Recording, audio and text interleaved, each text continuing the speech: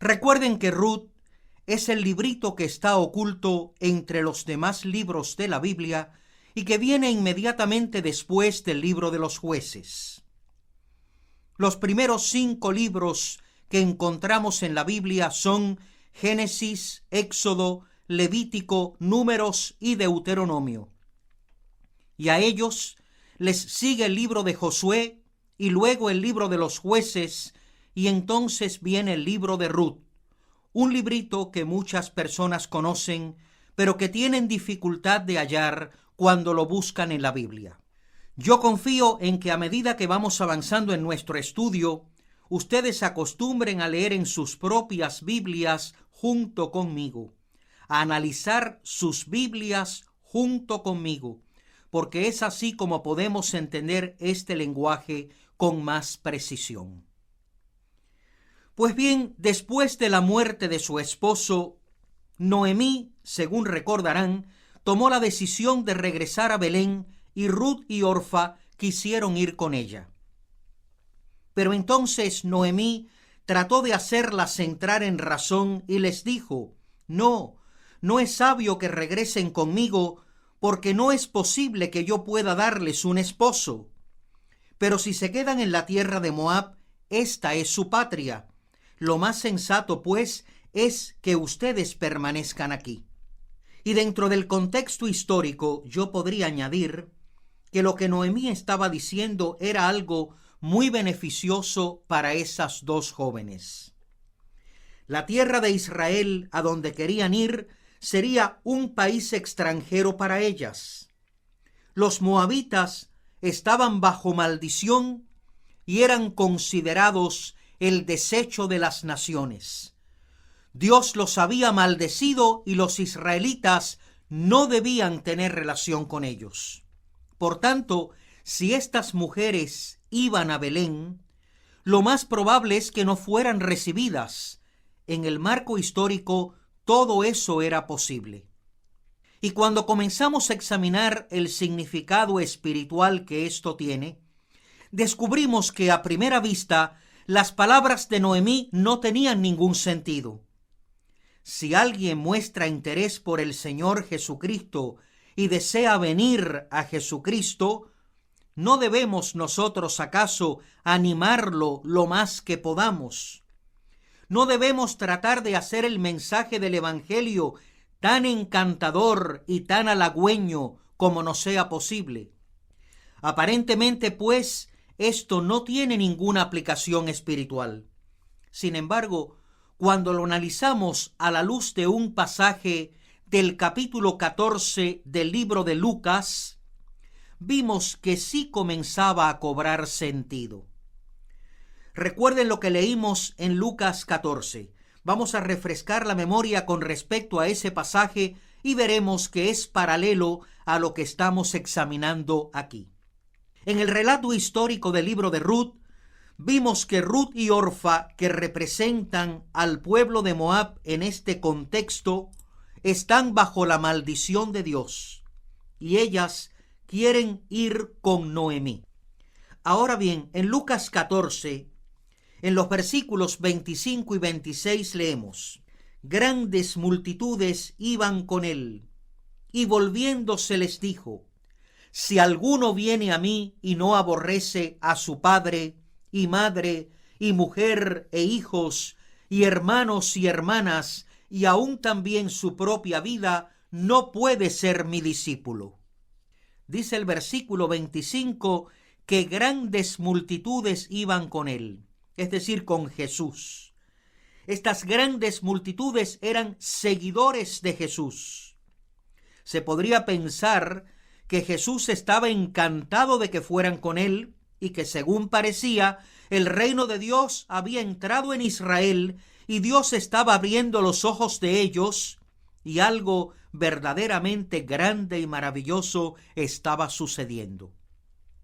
Por tanto, Jesús y los discípulos estarían encantados con el éxito que aparentemente estaban teniendo. Sin embargo, observen lo que viene a continuación. Y volviéndose les dijo: si alguno viene a mí y no aborrece a su padre y madre y mujer e hijos y hermanos y aún también su propia vida, no puede ser mi discípulo. ¡Qué lenguaje tan negativo! En otras palabras, si tú quieres venir conmigo, eso significa que tienes que darle la espalda a tus padres. Y significa que tienes que apartarte por completo de tu vida antigua. Y entonces continúa diciendo en el versículo 27, y el que no lleva su cruz y viene en pos de mí, no puede ser mi discípulo. Y concluye en Lucas 14:33 diciendo, así pues cualquiera de vosotros que no renuncia a todo lo que posee, no puede ser mi discípulo.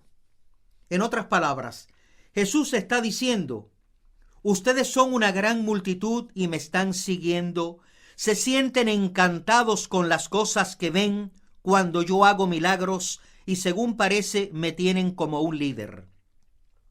Pero si quieren seguirme, eso significa que deben entregarme toda vuestra vida. Y significa que si sus padres o su familia los rechazan, tienen que estar dispuestos a afrontar esas consecuencias. Y significa también que si el gobierno de vuestro país les pide que de algún modo me nieguen, porque de lo contrario van a arrojarlos a los leones, ustedes deben estar preparados para que los arrojen a los leones.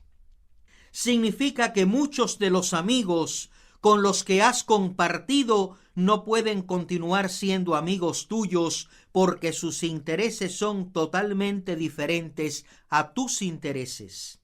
Y tendrás pues que buscar nuevas amistades.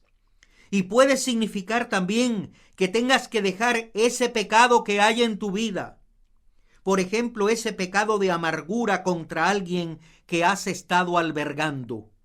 Pero ahora puedes pedirle al Señor la gracia de amar a esa persona que te ofendió y debes comenzar a pensar con amabilidad acerca de ella. Si en realidad queremos negarnos a nosotros mismos y si realmente queremos ser seguidores del Señor Jesucristo, tenemos que darle la espalda a lo que hasta aquí ha sido nuestro punto fuerte. Tenemos que echar nuestra suerte con Cristo de manera absoluta. Debemos abandonarnos a Él. Y si no lo hacemos, no somos salvos. Es decir, no venimos a la casa del pan, al Señor Jesucristo, que es el pan de vida. Si queremos venir a Cristo, tenemos que hacerlo sin reservas y abandonarle a Él todo nuestro ser, aun cuando eso implique que nos veamos aislados de todas aquellas cosas que habíamos estado disfrutando anteriormente. Miren, antes de ser salvos, ponemos nuestra confianza en el mundo. En el mundo encontramos nuestra seguridad. Hallamos nuestro gozo en el mundo, en las cosas y en los placeres del mundo, y son muy reales. Todas esas cosas son muy reales y tienen mucho peso, mucha solidez para nosotros. La mayor parte de la gente del mundo está totalmente de acuerdo con nosotros en cuanto a que todo eso reporta un verdadero placer. Es un verdadero gozo poseer esas cosas y hacerlas. Pero cuando llegamos a ser cristianos, eso significa que tenemos que darle la espalda al mundo y también significa que no podemos continuar buscando el placer de la manera en que el mundo lo busca y que no podemos seguir poniendo nuestra confianza en el dinero ni en las propiedades de este mundo. Significa que nuestra vista tiene que estar centrada en nuestra patria celestial, en una relación con el Señor Jesucristo, en la ciudadanía del reino de los cielos. Sin embargo, el problema consiste en que solamente podemos mirar al cielo con los ojos de la esperanza. Y solamente podemos mirar al cielo con los ojos de la fe. Las cosas de esta tierra podemos asirlas con ambas manos y palparlas y tocarlas y experimentarlas y son reales. Pero dejar eso atrás y depositar nuestra confianza en lo que es eterno, es decir, en aquello que no podemos ver y acerca de lo cual leemos en la Biblia, eso exige un compromiso, porque en este tiempo no es posible entender realmente el peso que esas cosas tienen en nuestra vida.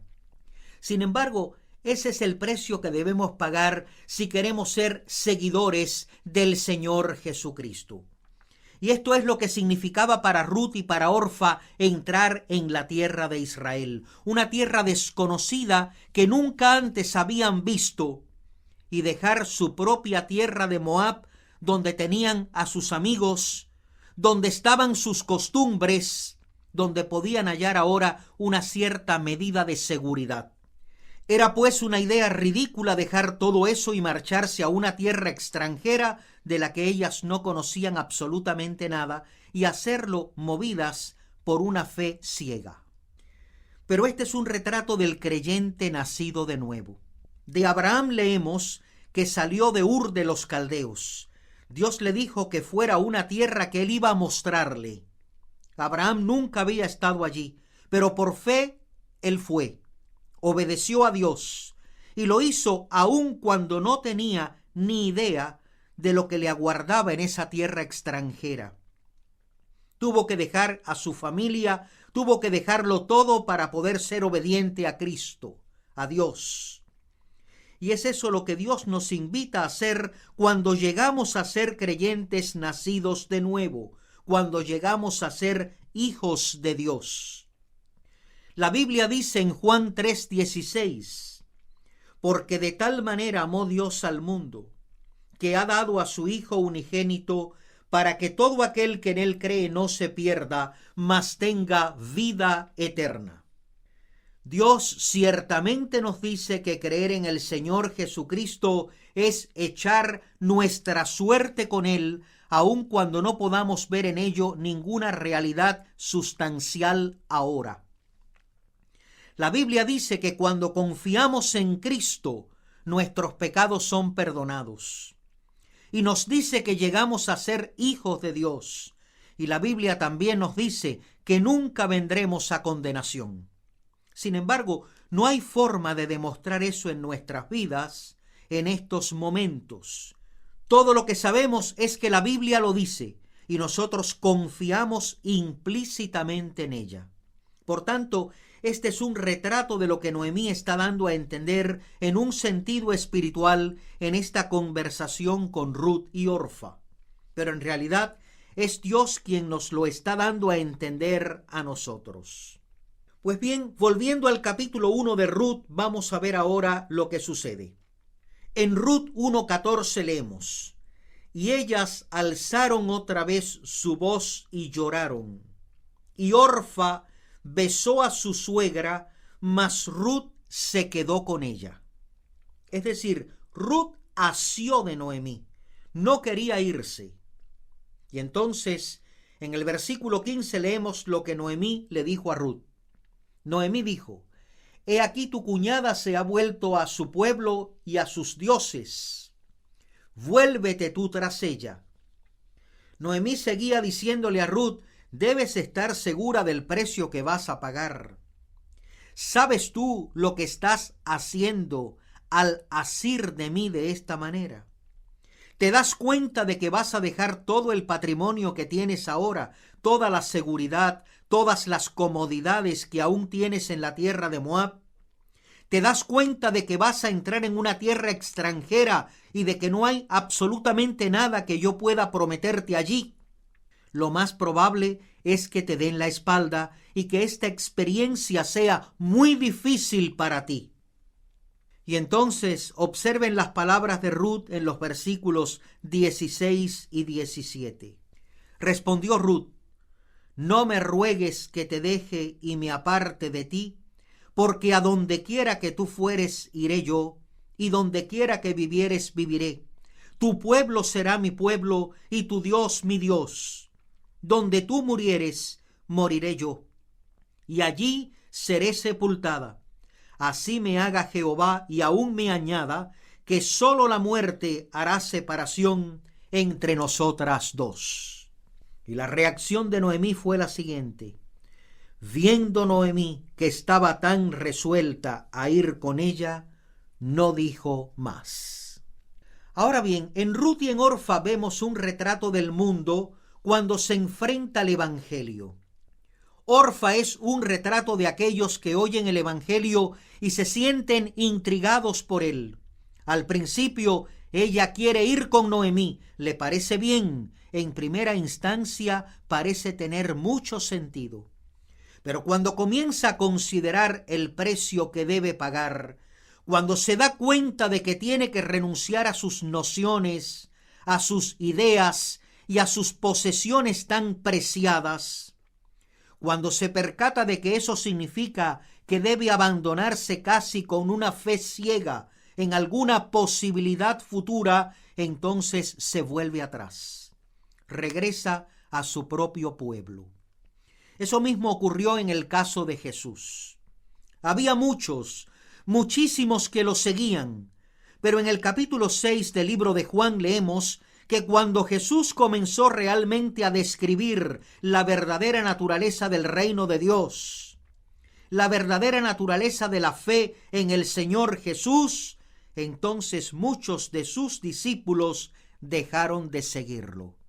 A pesar de que hubo miles que ciertamente lo siguieron y que ocasionalmente él había alimentado a 4,000 o a 5,000 personas de una vez, indicando esto el número de las multitudes que iban en pos de él, vemos empero que cuando Cristo fue a la cruz, el número de creyentes en toda Judea, en toda la tierra probablemente no era más de 500.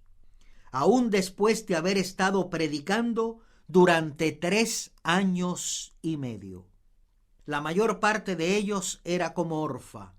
Cuando comenzaron a darse cuenta de la verdadera naturaleza del Evangelio que Jesús estaba proclamando, dejaron de seguirlo y regresaron a su pueblo. Esos son los que oyen el Evangelio, lo escuchan con cuidado y al principio se sienten atraídos intelectualmente y emocionalmente por las demandas del Evangelio. Pero cuando empiezan a ver con claridad las implicaciones del mismo, es decir, que tienen que dejar el mundo, que tienen que echar su suerte con el Señor Jesucristo, que tienen que buscar primeramente el reino de Dios y su justicia, que de ahora en adelante van a tener en su corazón el deseo de obedecer la ley de Dios y por ende esos pecados tan acariciados tendrán que desaparecer. Que este pecado en particular que hay en mi vida, cualquiera que éste sea y que a mí tanto me agrada, no puedo continuar manteniéndolo y al mismo tiempo ser un seguidor del Señor Jesucristo. Entonces, la conclusión que ellos sacan es que no, yo no quiero esta clase de evangelio. Yo espero que mientras escuchan este estudio hoy, ustedes se pongan en el lugar de estas dos mujeres, Ruth y Orfa. Y ahora en nuestro estudio vamos a seguir los sucesos en la vida de Ruth. Y yo espero que esto les anime a entender de una vez lo que ocurre cuando nos abandonamos a Cristo, cuando nos negamos a nosotros mismos, cuando hemos considerado el precio a pagar. Sí, aparentemente es un precio terrible, porque ya no puedo seguir sentado en el trono de mi vida, ni puedo dejar que mis deseos continúen ocupando el primer lugar, porque tengo que entregarle mi voluntad al Señor Jesucristo. Sin embargo, eso es en realidad lo que yo quiero. Quiero estar sujeto a su autoridad, quiero hacer todo lo que Él me pide que haga. Orfa pues besó a Noemí y regresó a su pueblo, a sus dioses. Por tanto, le volvió la espalda a la casa del pan, le volvió la espalda a Belén donde podía hallarse la salvación. Regresó a su antiguo estilo de vida. Orfa pues no tuvo salvador. Ella anduvo por el camino espacioso que lleva a la perdición. Y eso mismo ocurre con el resto de la raza humana. Ruth, empero, anduvo por el camino angosto que lleva a la salvación y a la vida eterna. Y le dijo a Noemí: no me ruegues que te deje, etcétera, etcétera. Como habrán podido reconocer, estas frases las utilizan frecuentemente el novio y la novia en las ceremonias nupciales. Y son ciertamente aplicables a la ceremonia matrimonial, porque según la ley de Dios, cuando dos personas se casan, lo hacen para toda la vida. Deben llegar a ser absolutamente una sola carne y hallar el uno en el otro sus propósitos en la vida, estando estos propósitos, por supuesto, subordinados al Señor Jesucristo. Pero la figura del esposo y de la esposa representa la relación entre Cristo y la Iglesia eterna, que es la esposa de Cristo, entre Cristo y el creyente. Es pues totalmente apropiado y enteramente correcto usar estas frases en la ceremonia matrimonial. De manera muy hermosa, aquí se ilustra la relación entre el esposo y la esposa que debemos esforzarnos por lograr. De manera muy hermosa, aquí se ilustra la relación entre el esposo y la esposa que debemos esforzarnos por lograr.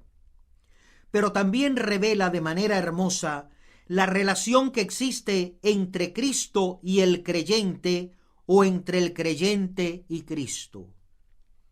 Si estamos en el sendero de la salvación, si hemos comenzado a confiar en el Señor Jesucristo, eso significa que nos hemos abandonado a Él.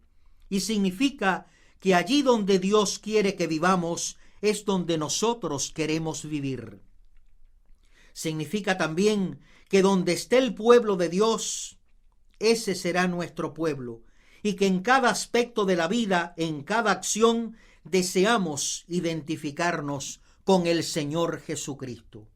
Y por supuesto, el mejor modo en que podemos conocer algo acerca del Señor Jesucristo y conocer cuál es su voluntad para nuestra vida es leyendo la Biblia, porque la Biblia es el libro guía que nos muestra cuál es la naturaleza de la vida cristiana.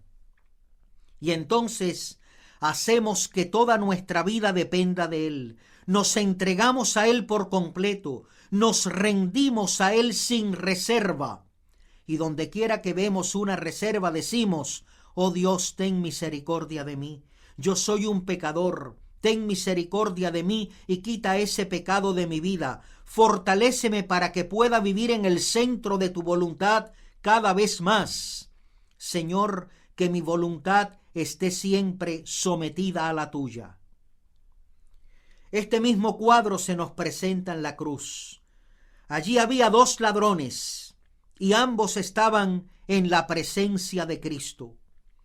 Uno de ellos vituperaba a Jesús y ese ladrón representa a la gente del mundo, pero el otro ladrón dijo: acuérdate de mí cuando vengas en tu reino, y representa a todos aquellos que fueron redimidos por el Señor Jesucristo desde la fundación del mundo. En nuestro próximo estudio vamos a seguir adelante y ver que estas dos viudas, la anciana Noemí y la joven Ruth, llegaron finalmente a la tierra de Belén. Pero hasta entonces, que el Señor les bendiga ricamente.